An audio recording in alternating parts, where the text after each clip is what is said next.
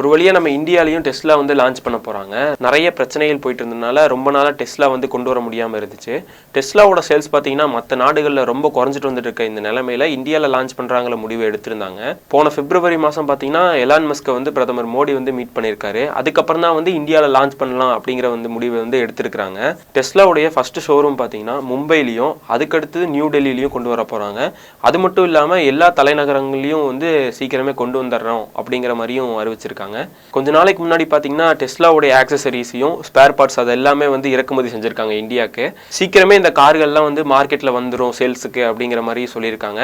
எல்லா tax, road tax அந்த மாதிரி எல்லா டேக்ஸும் போக இதோட பிரைஸ் எவ்வளவு வருது அப்படின்னு பாத்தீங்கன்னா 35 lakhsலேருந்து 40 lakhs கிட்ட வருது. டெஸ்லா கார் நம்ம இந்தியாவுக்கு வரனால மற்ற ஈவி கார்ஸுக்கு வந்து ஏதாவது பிரச்சனை வருமா, போட்டி வருமா அப்படின்னு கேட்டிங்கன்னா கண்டிப்பா இல்லை. ஏன்னா நம்ம இந்தியாவில் இருக்கிற ஏன்னா டெஸ்லா கார்ஸோட ப்ரைஸை விட நம்ம இந்தியாவில் இருக்கிற ஈவி கார்ஸோட ப்ரைஸ் வந்து ரொம்பவே கம்மி தான். ஸோ போட்டி அதனால வந்து நம்ம இந்தியாவில் இருக்கிற கார்ஸுக்கு வந்து எந்த விதமான பாதிப்பு ஏற்படாது.